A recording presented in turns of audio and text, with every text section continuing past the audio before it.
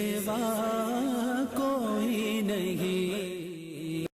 علی بھائی اگلا سوال ہے، پاکستان میں رمضان المبارک اور عید الفطر کے چاند کے حوالے سے ہمیشہ سے اختلاف رہا ہے، لیکن اس مرتبہ بلکہ پہلی مرتبہ عید الاضحیٰ کے چاند کے حوالے سے بھی مفتی منیب الرحمان جو گزشتہ 20 سال سے رویت الحلال کمیٹی کے چیئرمین ہیں اور آپ کے جہلم شہر کے منسٹر جناب فواد حسین چودھری صاحب کے درمیان اختلاف میڈیا میں خوب ڈسکس ہو رہا ہے، پلیز اس حوالے سے بھی پاکستانی عوام کو ایجوکیٹ کیجیے گا۔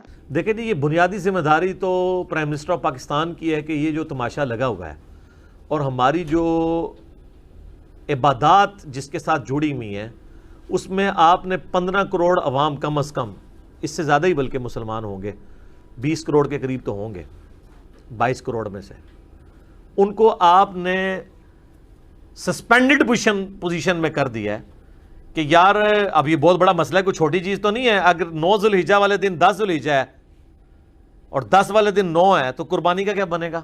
چلیں یہاں پہ حج نہیں ہو رہا، شکر ہے کہ حج نہیں یہاں پہ ہوتا، ورنہ تو حج بھی ڈاؤٹ فل ہو جاتے یوم عرفہ کے اعتبار سے۔ یہ جتنی تماشے لگ رہے ہیں نا جی، یہ ان کی ایک آپس کی ٹسل چل رہی ہے۔ میرا ہمیشہ سے یہ موقف رہا ہے کہ یہ کسی منسٹر کا کام نہیں ہے، یہ پاکستان کی رؤیت ہلال کمیٹی کا کام ہے کہ وہ چاند دیکھے۔ ہاں وہ ضرور ساری scientific latest technology adding devices, چاہے وہ دوربین ہو، کیلنڈر ہو، یہ ساری چیزوں کا یوز وہ کریں، لیکن بہرحال اوورآل رؤیت ہلال کمیٹی کا یہ فورم ہے، اسی کے اوپر یہ چیزیں ہونی چاہیے۔ یہ دو الگ سے، یہ پاکستان ہی ہے سر جہاں پہ آپ کو ایک منسٹر ایک بیان دیتا ہوا نظر آئے گا، دوسرا بیان دیتا ہوا۔ باہر کے ملکوں میں ایسا سر کبھی بھی نہیں ہوتا۔ اور یہ واقعی جو چیز ہائی لائٹ کی ہے کہ پاکستان کی تاریخ میں میرے علم میں تو پہلی دفعہ ہوا ہے کہ بڑی عید کے اوپر جھگڑا ہوا ہے۔ ابھی تک رمضان اور چھوٹی عید پہ جھگڑا ہوتا تھا، وہ بھی ایک مولانا تھے پوپل زئی صاحب، میرا خیال ہے انہوں نے اب خلافت آگے ٹرانسفر کر دی ہے فواد چودھری صاحب کو، کیونکہ اب وہ نہیں سامنے ان کو کوئی بیانات آتے۔ تو حالانکہ رؤیت ہلال کمیٹی وہ ہے جس میں بریلوی، دیوبندی، اہل حدیث، شیعہ سب کے نمائندہ علماء بیٹھے ہوئے ہیں، ذمہ دار لوگ بیٹھے ہوئے ہیں۔ اب کسی کو کوئی ایشو ہے تو یہ طریقہ نہیں ہے کہ آپ پبلک میں لا کے اس کو اس طریقے سے لوگوں کو کنفیوژن میں ڈال دیں۔ فواد چودھری صاحب انتہائی ذہین آدمی ہیں اور چونکہ جہلم کے ہیں تو ان کی زبان بھی جو ہے وہ، جس طرح میں ان کو نہیں کہتا ہماری زبان لمبی ہے تو ان کی بھی ہے، لیکن ان کو پتہ نہیں کہ مفتی منیب صاحب کی زبان جو ہے نا وہ ہم دونوں سے زیادہ لمبی ہے، ٹھیک ہے؟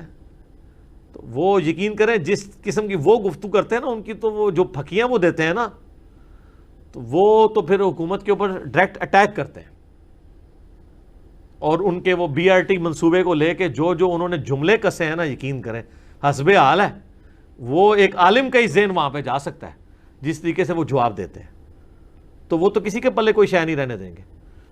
تو دونوں طرف سے یہ بمباری شروع ہو گئی ہے، یہ بالکل غلط طریقہ ہے۔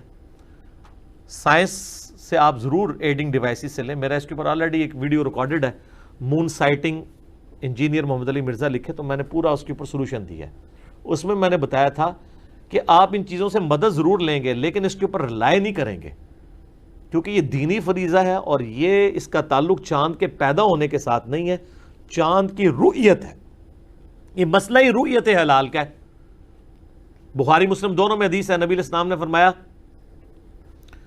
کہ چاند دیکھ کے روزے رکھو اور چاند دیکھ کے روزے رکھنے چھوڑو، مہینہ 30 کا بھی ہوتا ہے 29 کا بھی ہوتا ہے، اگر بادل آئیں اور مطلع ابر آلود ہو تو تم 30 کی گنتی پوری شمار کر لو۔ تو نبی علیہ السلام نے اس کا طریقہ بتایا۔ اب یہ کہنا چاند پیدا ہو گیا، سر چاند پیدا ہوئے 1 گھنٹہ بھی ہو نا تو چاند تو پیدا ہو گیا لیکن اس کی رؤیت نہیں ہوتی، ایٹ لیسٹ 15 گھنٹے اس کی لائف ہوگی تو پھر اس کی رؤیت شروع ہوتی ہے۔ اب 15 گھنٹے اس کی لائف بھی ہوگی، اس کے باوجود رؤیت نہیں ہے، مطلب بھی صاف ہے، تو اب زبردستی تو نہیں آپ کہہ سکتے۔ اس کے اوپر مجھ سے علمی جواب بھی لے لیں۔ پچھلی دفعہ امریکہ نے جو کیلنڈر کی ڈیٹ دی تھی نا، ان سے زیادہ تو ٹیکنالوجی نہیں ہے نا آپ کی، رؤیت جو ہے نا اس سے 1 دن پہلے ہو گئی تھی۔ اب فزیکلی کسی نے چاند دیکھ لیا ہے, کیلنڈر کہہ رہا تھا کہ آج چاند نہیں کل نظر آئے گا, تو اب وہ کیلنڈر کو فالو کریں گے یا نہیں؟ سعودی عرب کی مثالیں دیتے ہیں, سعودی عرب میں ہر تیسرے چوتھے سال وہ کہتے ہیں اس دفعہ ایک روزہ کم ہو گیا تو آپ قضا کر لیں, اگر کیلنڈر اتنی پرفیکشن کے ساتھ چل رہا ہو تو ایسا نہیں ہوتا. باقی اس دفعہ وہ جو تصویریں لگا رہے ہیں, یہ چاند دیکھیں, یہ پہلی کا نظر آ رہا ہے آپ کو, یہ تو دوسری کا, تیسری کا, سر یہ اس طرح نہیں ہے. 30 جب مہینے کے دن پورے ہوتے ہیں اس کے بعد جو چاند نظر آتا ہے وہ موٹا ہی ہوتا ہے, اس طرح نہیں کوئی حساب لگا سکتا. اور اس پہ ترہ یہ صحیح مسلم میں حدیث ہے, سیم یہی بحثیں نبی الاسلام کے مبارک دور میں بھی ہوئی نا. ابن عباس تک بات پہنچی کہ وہ تابعین میں جھگڑا ہوا ہے, کہتا ہے یہ دوسری کا ہے, دوسرا کہتا ہے تیسری کا. تو ابن عباس نے کہا کہ نبی الاسلام نے مجھ سے خود فرمایا تھا کہ بعض اوقات اللہ تعالیٰ چاند کو بڑا کر کے دکھا دیتا ہے, تو تم جو دیکھتے ہو اس کو فالو کرو, اندازے نہیں ہے کہ پھینکیاں نہ لگاؤ. حتیٰ کہ مسلم شریف میں ایک حدیث ہے کہ حضرت معاویہ رضی اللہ تعالیٰ کے دور ملوکیت کے اندر ایک شخص شام سے مدینہ شریف آیا, تو ابن عباس سے ڈسکشن شروع ہوئی. تو ابن عباس نے پوچھا بھی تم نے وہاں روزے کب شروع کیے؟ تو انہوں نے کہا جی ہم نے تو شب جمعہ کو وہاں پہ چاند دیکھا تھا اور جمعے کو ہمارا پہلا روزہ تھا. تو ابن عباس نے کہا واللہ کیا ایسے ہی تھا؟ انہوں نے کہا ہاں ایسے ہی تھا. تو انہوں نے کہا ہم نے تو مدینہ شریف میں جو ہے وہ جمعے والے دن چاند دیکھا ہے اور ہفتے کو ہمارا پہلا روزہ تھا, یعنی شب ہفتہ کو دیکھا. تو وہ تابعی کہنے لگا کہ حضرت پھر ہمارے اب روزے کا کیا میرا بنے گا؟ انہوں نے کہا کہ ہم معاویہ کے چاند کو فالو نہیں کریں گے, ہم اپنے چاند کو فالو کریں گے. ادھر کے لوگ اپنے چاند کو فالو کریں, ہم اپنے چاند کو فالو کریں گے. اچھا دونوں نے چاند دیکھا ہے, اندازہ نہیں مقرر کیا, تو اس کا مطلب ہے کہ شام میں, چونکہ اس وقت دارالحکومت شام میں شفٹ ہوا تھا, شام کے اندر چاند مکہ مدینے سے بھی ایک دن پہلے نظر آ گیا تھا. صحیح مسلم میں یہ حدیث موجود ہے. تو یہ جو لوگ کہتے ہیں سعودیہ کے ساتھ کریں, سعودیہ کے ساتھ کریں, تو یہ تو ان کو کہنا چاہیے شام کے ساتھ کریں. اور یورپ کے بھی بعض علاقے ہیں جہاں پہ پہلے نظر آ سکتا ہے, یہ سعودیہ کے ساتھ کرنے والا معاملہ نہیں ہے, آپ نے چاند دیکھ کے کرنا ہے. اور یہ جو حدیث ہے مسلم شریف کی, اس کے اوپر امام نووی نے باب باندھا ہے کہ اس کے اوپر اتفاق ہے کہ ہر علاقے کی اپنی رویت کا اعتبار ہوگا. اسی حدیث کے اوپر امام ترمذی نے بھی باب باندھا ہے کہ ہر علاقے کی اپنی رویت کا اعتبار ہوگا, ایک علاقے کی رویت دوسرے کو کفایت نہیں کرے گی. الاستذکار کتاب امام ابن عبد البر کی ہے, اندلس میں بہت بڑے اسپین کے اندر وہ امام تھے اہل سنت کے. انہوں نے اس کتاب میں اس حدیث کے اوپر باقاعدہ لکھا ہے کہ اس پہ اجماع ہے کہ اندلس کی رویت خراسان کے لیے کفایت نہیں کرے گی. اندلس اسپین میں تھا, یورپ, اور یہ ایشیا میں خراسان افغانستان, یہ سارا مسلمانوں کے پاس تھا سلطنت عباسیہ کے دور میں. یعنی کدھر سے دنیا شروع ہو گئے کدھر تک. تو وہ کہتے تھے اس پہ اجماع ہے کہ وہ چاند ان کے لیے کفایت نہیں کرے گا. تو لہذا جو لوگ کہتے ہیں نہیں پوری دنیا میں اگر ایک خلافت قائم ہو جائے پھر خلیفہ اناؤنس کرے گا تو سب کو عید کرنی پڑے گی, سر یہ تو پہلے ہو چکا ہے. اور علماء نے اس زمانے میں باقاعدہ اس کے اوپر اپنے اوپینین احادیث کی روشنی میں دے دیے. میں ہاں جدید سائنٹیفک چیزیں جو ہیں وہ آپ آج کے علم کے مطابق دیکھیں گے, لیکن جو دین کے احکامات اسٹیبلش ہیں, نبی الاسلام کا واضح حکم ہے کہ ہر علاقے کی رویت کا اپنا اعتبار ہوگا, وہ اسی طریقے سے رہے گا, وہ اس کو آپ چینج نہیں کر سکتے. نہ اسلام کو یہ مطلوب ہے. اور یہ اس کے اوپر جھگڑا نہیں بنانا چاہیے, ایک دن کا ہی فرق پڑتا ہے نا, ایک سے زیادہ تو کبھی بھی فرق نہیں پڑا. تو یہ میں سمجھتا ہوں حکومت کی ذمہ داری تھی کہ وہ مفتی منیب الرحمان صاحب ہوں یا کوئی اور منسٹر صاحب ہوں, ان کو ایک پیج پہ بٹھا کے ان سے کوئی ایک بیان دلواتے. میرا ووٹ تو جو ہے نا جی رؤیت ہلال کمیٹی کی طرف ہے, پہلے بھی آج بھی. اس کی وجہ یہ ہے کہ علماء ہیں, ذمہ دار ہیں, خوف خدا رکھنے والے لوگ ہیں. یہ ہمارے جو منسٹر تو آنے جانے والی چیزیں ہیں, ان کا اسلام کے ساتھ انٹرسٹ کس لیول کا ہے وہ آپ سب کو پتہ ہے. پھر دین کا علم بھی اس طرح نہیں ہے. باقی غامدی صاحب کی جن باتوں کا سہارا لیتے ہیں, یہ میں نے اس کا بھی جواب دے دیا ہوا ہے. غامدی صاحب مثالیں تو ہمیں وہ سورج کی دے رہے ہوتے ہیں اور اس سے چاند نکال رہے ہوتے ہیں. چاند کا معاملہ بالکل الگ ہے, سورج کا معاملہ بالکل الگ ہے. سورج کے معاملے میں تو کبھی علماء نے نہیں کہا کہ جی اس طریقے سے ہو, وہ تو معاملہ ڈیفرنٹ ہے, وہ تو ڈیفینیٹ ہے, وہ گھڑی کے ساتھ ریلیٹڈ ہے. لیکن اس کا معاملہ ایسا نہیں ہے. فزیکلی ہم نے سعودیہ میں اور امریکہ میں دیکھ چکے ہیں کہ ان کے کیلنڈر تو سب سے پرفیکٹ ہے نا, ان کے کیلنڈر غلط نکل آئے ہیں. اگر یہ سائنٹیفک نالج اتنا اسٹیبلش ہو چکا ہے تو رؤیت کیوں ایک دن پہلے ہو گئی امریکہ کے اندر؟ بلکہ پچھلی دفعہ جب میری ویڈیو ریکارڈ ہوئی نا, اس وقت تک مجھے اس بات کا نہیں پتا تھا, کیونکہ اس کے بعد یہ معاملہ ہونا تھا نا. اس کے نیچے پھر عید کے اوپر لوگوں کے کامنٹس آ گئے, جی علی بھائی جو آپ نے کہا بالکل ٹھیک ہے, یہ تو ہم امریکہ میں دیکھ چکے ہیں, یہ کیلنڈر ادھر بھی فیل ہو گیا ہے. اس وقت میرے پاس ڈیٹا کوئی نہیں تھا, لیکن مجھے یہ وثوق سے یہ چیز پتہ تھی کہ یہ نالج اس طریقے سے اسٹیبلش نہیں ہے جس طرح کہ سورج والا معاملہ ہے، چاند کا. تو چاند کا معاملہ اس طرح اسٹیبلش نہیں ہے اور یہ چیز ہو چکی ہے. لہٰذا کوئی بھی ہے بیان ایک بندے کو ہی دینا. یہ پاکستان ہی ہے کہ اللہ کے فضل سے یہاں پہ جناب جس کو تھوڑا سا بولنا آتا ہے وہ پریس کانفرنس کرنے کے لیے بیٹھ جاتا ہے، بیان بازی کرنے کے لیے، ٹویٹیں کرنے کے لیے بیٹھ جاتا ہے.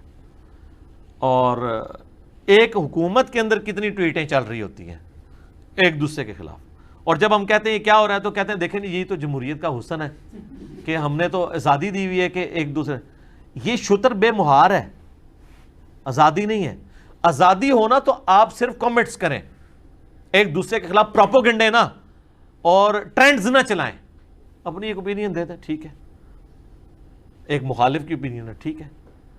لیکن وہ جس قسم کی زبان استعمال کرتے ہیں، فواد چودھری صاحب نے بھی مفتی منیر صاحب کے لیے انتہائی تنقیص والے الفاظ استعمال کیے ہیں.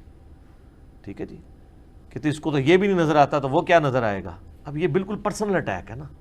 جب آپ پرسنل اٹیک کریں گے تو پھر آپ تیار رہیں کہ وہ بھی پھر آپ کو کہیں گے کہ جناب ہم اس کے مقابلے کے اوپر جو ہے نا وہ ہم یہ والا اٹیک کر دیں گے. ٹھیک ہے، تو آپ کو پتہ ہے پھر علماء کی زبان تو بہت لمبی ہے. وہ ایک اینکر نے ARY کے اینکر نے ان کو لیا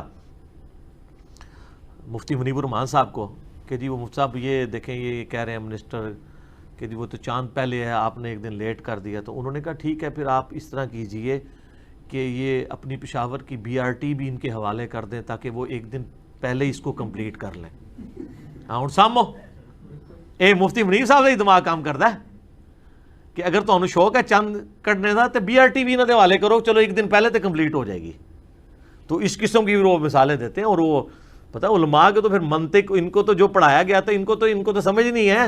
سیاستدانوں کی زبانیں کیا ہیں جو علماء کی ہیں. ٹھیک ہے، اور پھر دوسری بات یہ ہے کہ ان کی تو فین فالوئنگ بھی ہے. سیاستدان تو اس وقت تک پاورفل ہیں جب تک حکومت میں. علماء چاہے حکومت میں ہوں یا حکومت میں نہ ہوں وہ بے تاج بادشاہ ہیں. اس لیے بھی ہم دیکھیں ہم ایک خاص لمٹ سے آگے ہم بھی پنگا نہیں لیتے علماء کے ساتھ. علمی اختلاف کرتے ہیں اس سے آگے نہیں جاتے. ہمیں پتہ ہے کہ جناب ہم نہیں، ہمیں اگر مسجد سے کوئی مولانا صاحب تقریر کر کے کہتے ہیں نکل جاتے تو ہم چپ کر کے نکل جاتے ہیں، پنگا نہیں لیتے، علمی اختلاف کرتے ہیں.